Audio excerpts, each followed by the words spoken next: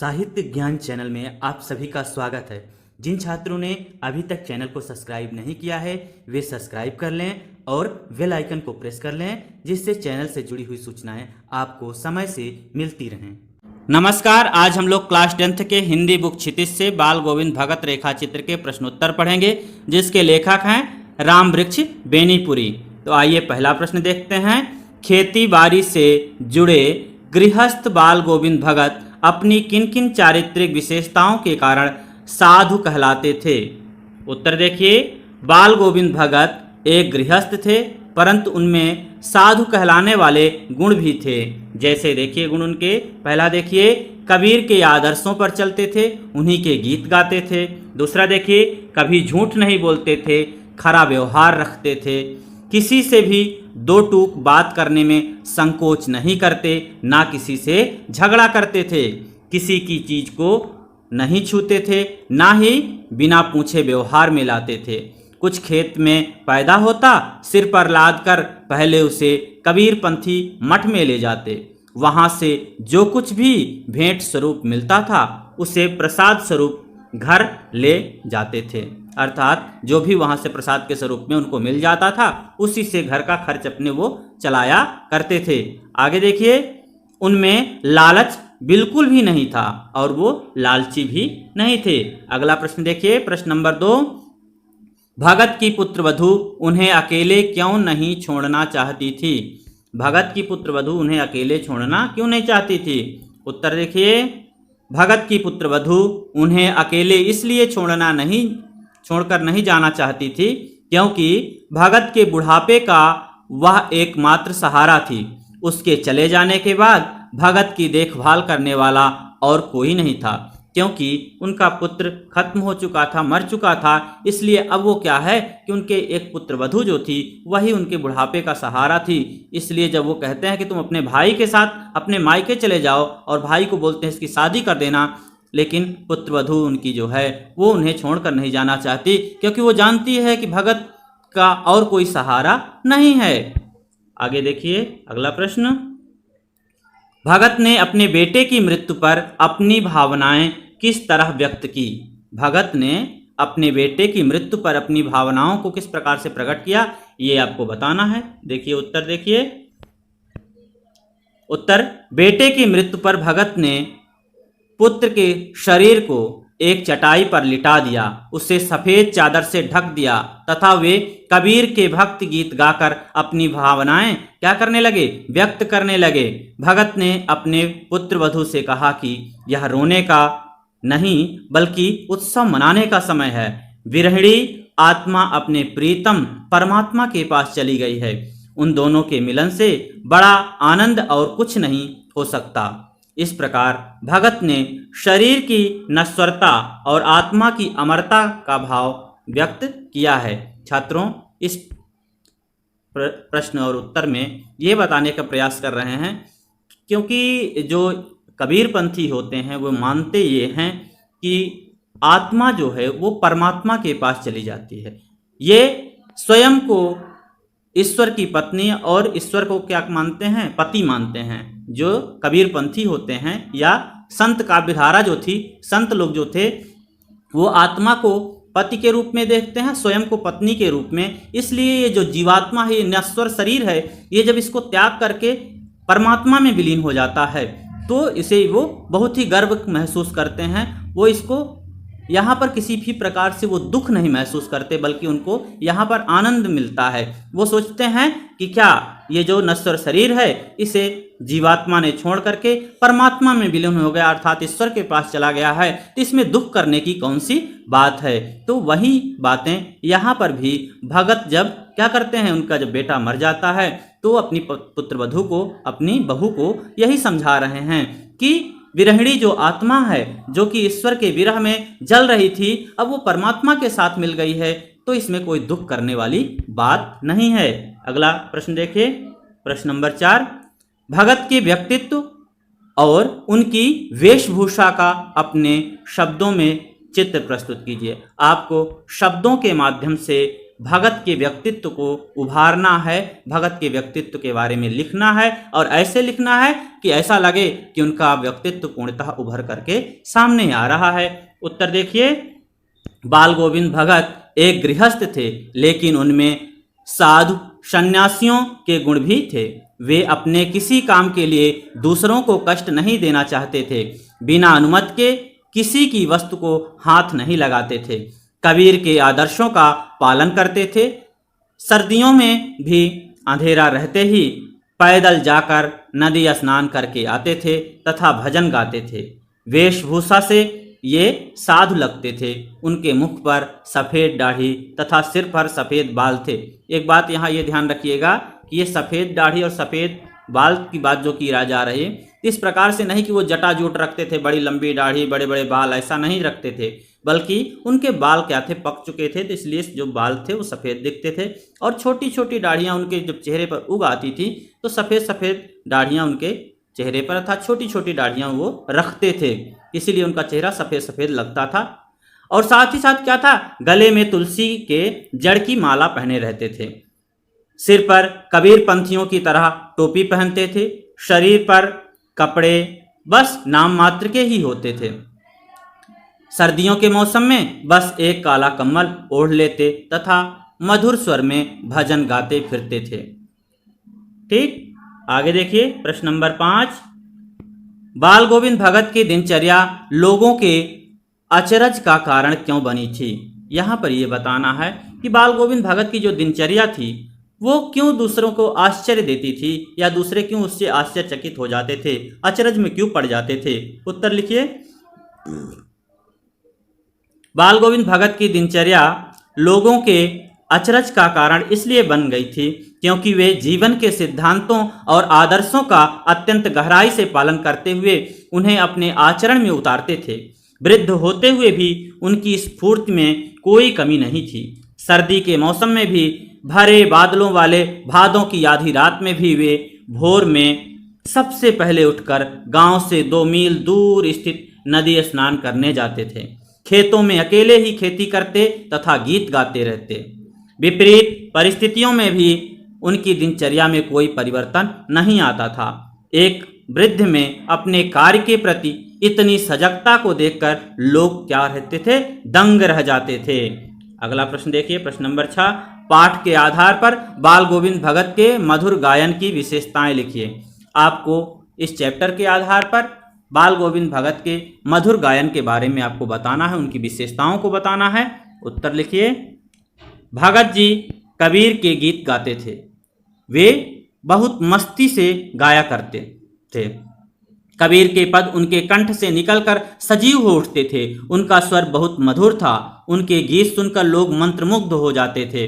औरतें उस गीत को गुनगुनाने लगती थीं। उनके गीत का मनमोहक प्रभाव सारे वातावरण में छा जाता था। अगला प्रश्न देखिए, प्रश्न नंबर 7। प्रश्न नंबर 7। कुछ मार्मिक प्रसंगों के आधार पर यह दिखाई देता है कि बाल गोविंद भगत प्रचलित सामाजिक मान्यताओं को नहीं मानते थे। पाठ के आधार पर उन प्रसंगों का उल्लेख कीजिए। तो आपको ये बताना है कि जो इस चैप्टर में कुछ ऐसे प्रसंग दिए हैं जिससे ये पता चलता है कि बाल गोविंद भगत क्या है, सामाजिक मान्यताओं को नहीं मानते थे। जो रीति रिवाज हैं, जो कर्मकांड हैं, उन्हें नहीं मानते थे। तो ऐसे प्रसंगों को आपको बताना है। उत्तर देखिए, कुछ ऐसे मार्मिक प्रसंग हैं जिनके आधार पर यह कहा जा सकता है कि बाल गोविंद भगत उन प्रचलित सामाजिक मान्यताओं को नहीं मानते थे जो विवेक की कसौटी पर खरी नहीं उतरती थी। पहला देखिए, उदाहरण के रूप में यहाँ पर दिया जा रहा है। पहला, बाल गोविंद भगत ने पुत्र की मृत्यु हो गई। बाल गोविंद भगत के पुत्र की मृत्यु हो गई तो उन्होंने सामाजिक परंपराओं के अनुरूप अपने पुत्र का क्रियाकर्म नहीं किया। उन्होंने कोई तूल न करते हुए बिना कर्मकांड के श्राद्ध संस्कार कर दिया। तो पहली बात तो ये कह रहे हैं कि उनका जब पुत्र मरा, जब उनके पुत्र की मृत्यु हुई, तो उन्होंने जो परंपरागत रीति रिवाज हैं, आडंबर हैं, वो सब ना करके सिर्फ साधारण तरीके से अपने बेटे का दाह संस्कार कर दिया। आगे देखिए क्या कहते हैं। सामाजिक मान्यता है कि मृत शरीर को मुखाग्नि पुरुष वर्ग के हाथों दी जाती है। परंतु भगत ने अपने पुत्र को मुखाग्नि अपनी पुत्रवधू से ही दिलाई। तो एक बात और ये देखिए, इस दूसरे में ये निकल कर आ रहा है कि हमारे यहाँ ये परंपरा है कि किसी भी को अगर मुखाग्नि दी जाती है, जब उसका दाह संस्कार किया जाता है तो पुरुष वर्ग ही क्या करता है, दाह संस्कार देता है। लेकिन उस समय के दौरान जबकि हमारा सामाजिक रीति रिवाज बंधन ज़्यादा जकड़े हुए थे, लेकिन उसके बावजूद क्या करते हैं, भगत क्या करते हैं, अपनी पुत्रवधू के द्वारा ही दाह संस्कार अपने पुत्र का कराते हैं। आगे देखिए तीसरा, हमारे समाज में विधवा विवाह को मान्यता नहीं दी गई है, परंतु भगत ने अपनी पुत्रवधू को पुनर्विवाह करने का आदेश दे दिया। और यहाँ पर एक बात और कि विधवा विवाह को जो यहाँ उस समय मान्यता नहीं मिली थी, फिर भी क्या किया, भगत ने विधवा विवाह को मान्यता दिया, अपने पुत्रवधू को दूसरा विवाह करने के लिए बोला। आगे देखिए, अन्य साधुओं की तरह भिक्षा मांगकर खाने के विरोधी थे और वो गृहस्थ थे, इसलिए क्या करते थे, घर से ही अगर खाकर निकलते थे तो वापस घर पर ही भोजन करते थे, कहीं भी क्या करते थे, भिक्षा मांगकर भोजन नहीं किया करते थे। अगला प्रश्न देखिए, प्रश्न नंबर 8, धान की रोपाई के समय समूचे माहौल को भगत की स्वर लहरियां किस तरह चमत्कृत कर देती थीं, उस माहौल का शब्द चित्र प्रस्तुत कीजिए। जब वो खेतों में काम किया करते थे उस समय जिस प्रकार से वो गीत गाया करते थे, उनके स्वर का लहर किस प्रकार से लोगों को चमत्कृत करता था, इसके बारे में आपको क्या करना है, लिखना है। ऐसे लिखना है जिससे कि वो एकदम सजीव हो उठे। उत्तर देखिए, आषाढ़ की रिमझिम फुहारों के बीच खेतों में धान की रोपाई चल रही थी। बादल से घिरे आसमान में ठंडी हवाओं के चलने के समय अचानक खेतों में से किसी के मीठे स्वर गाते हुए सुनाई देते हैं। बाल गोविंद भगत के कंठ से निकला मधुर संगीत वहां खेतों में काम कर रहे लोगों के मन में झंकार उत्पन्न करने लगा। स्वर के आरोह के साथ एक एक शब्द जैसे स्वर्ग की ओर भेजा जा रहा है हो। उनकी मधुर वाणी को सुनते ही लोग झूमने लगते हैं। स्त्रियां स्वयं को रोक नहीं पाती तथा अपने आप उनके होंठ कांपकर गुनगुनाने लगते हैं। हलवाहों के पैर गीत के ताल के साथ उठने लगे।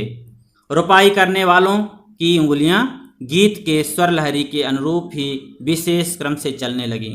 बाल गोविंद भगत के गाने से संपूर्ण वातावरण मिठास में खो जाता था।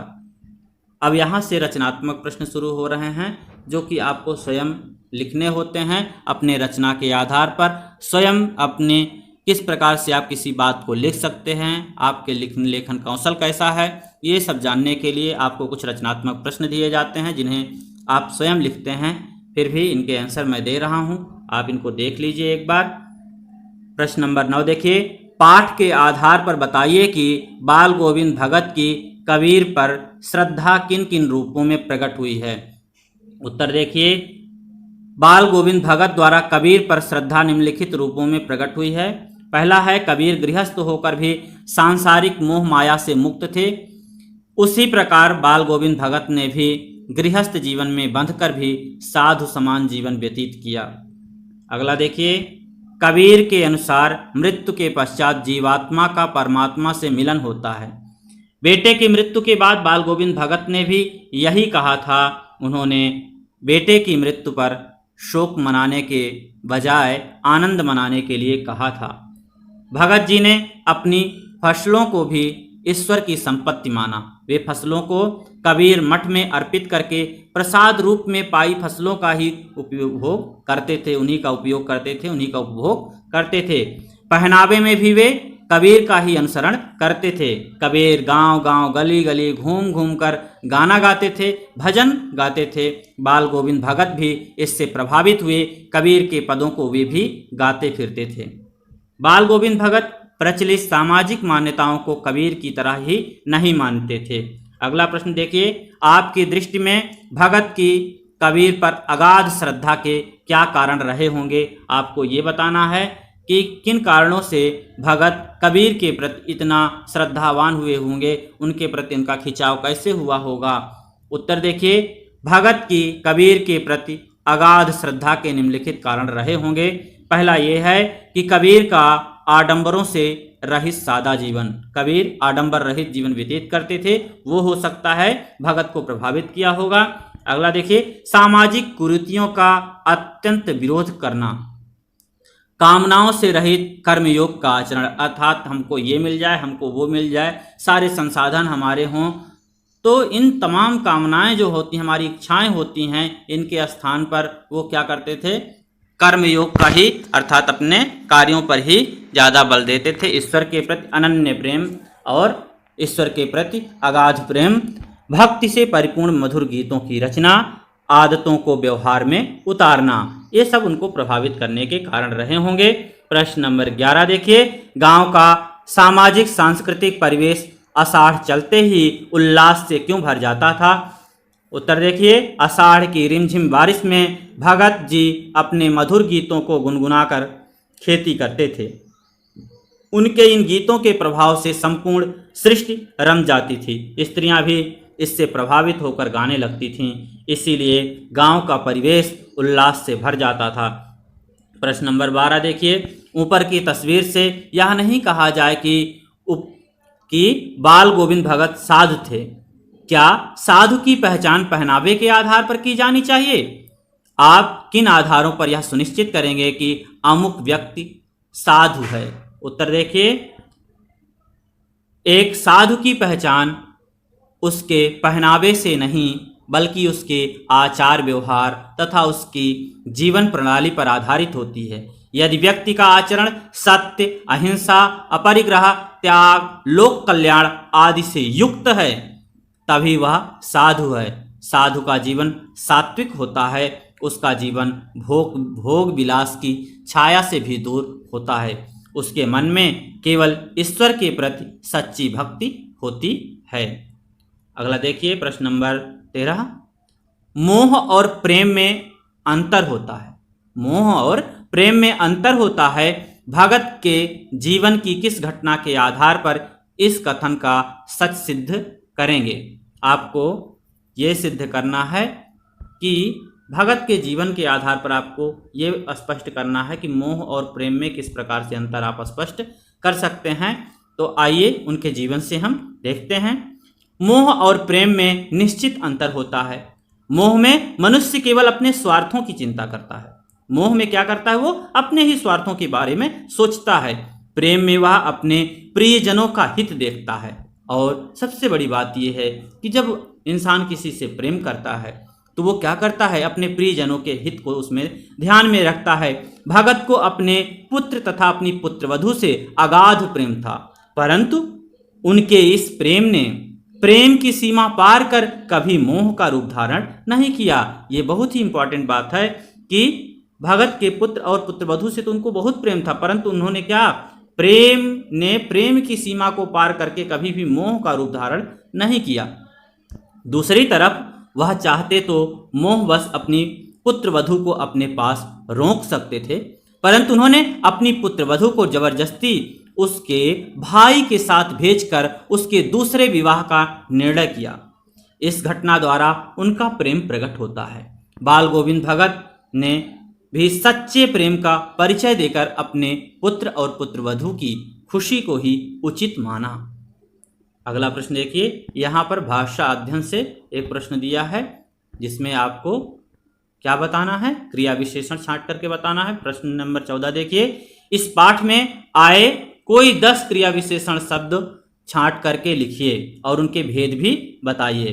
तो आपको कोई 10 शब्द छांटने हैं कि किन किन में क्रिया विशेषण है और उनको लिखना है। उत्तर देखिए, धीरे धीरे। धीरे धीरे क्या है, धीरे धीरे स्वर ऊंचा होने लगा, अर्थात स्वर के ऊंचे होने का ढंग का बोध हो रहा है। तो यहाँ पर क्या है, रीतिवाचक क्रिया विशेषण होगा, क्योंकि ये कार्य के होने की रीति या ढंग के बारे में बता रहा है कि कार्य क्या हो रहा है, धीरे धीरे हो जाए, अर्थात उसके ढंग का पता चल रहा है, उसके रीति का पता चल रहा है, इसलिए यहाँ रीतिवाचक होगा। जब जब सामने आता, जब जब सामने, अर्थात यहाँ समय के बारे में बात की जा रही है। जब भी, तो इसमें क्या है, जब जब में काल वाचक क्रिया विशेषण। थोड़ा थोड़ा थोड़ा बुखार आने लगा, यहाँ क्या है, परिमाणवाचक है, क्योंकि ये मात्रा बता रहा है। थोड़ा ज़्यादा, कम, बहुत, ये जो होता है तो ये क्या है, उसके परिमाण की मात्रा बता रहा है, इसलिए यहाँ पर परिमाणवाचक क्रिया विशेषण होगा। उस दिन भी संध्या, उस दिन भी संध्या में गीत गाए, तो यहाँ पर किसकी बात हो रही है, काल की बात हो रही है, समय की बात हो रही है, इसलिए यहाँ पर कालवाचक क्रिया विशेषण होगा। बिल्कुल कम, अब यहाँ भी मात्रा के बारे में बात की जा रही है, तो यहाँ भी क्या होगा, परिमाणवाचक क्रिया विशेषण हो जाएगा। सवेरे ही, सवेरे ही मतलब किसी न किसी समय की बात की जा रही, समय क्या है, वो एकदम सुबह सुबह का, इन दिनों सवेरे ही उठते थे, तो इसमें भी कालवाचक हो जाएगा। अगला देखिए, हर वर्ष, हर वर्ष मतलब हर वर्ष गंगा स्नान करने के लिए जाते थे, तो यहाँ पर भी क्या है, कालवाचक समय की बात की जा रही है। दिन दिन, वे दिन दिन छींजने लगे, तो इसमें भी क्या है, कालवाचक क्रिया विशेषण है। हंस हंस कर, अब इसमें हंस हंस कर टाल देते, हंस कर टाल देते मतलब क्या है, कार्य के होने के ढंग का पता, वो क्या करते थे, किस प्रकार से हंस करके टाल देते थे, यहाँ पर रीति का बोध हो रहा है, तो इसलिए यहाँ पर रीतिवाचक क्रिया विशेषण हो जाएगा। जमीन पर, जमीन पर ही आसन जमाए गीत गाए चले जा रहे हैं, अब यहाँ पर जमीन क्या है, स्थान का बोध हो रहा है इससे, तो यहाँ पर हो जाएगा स्थानवाचक क्रिया विशेषण। छात्रों, इसी के साथ आज का ये चैप्टर यहीं पर समाप्त होता है। आप चैनल को सब्सक्राइब करें, वीडियो को लाइक करें और अपने साथियों के बीच में शेयर करें। धन्यवाद।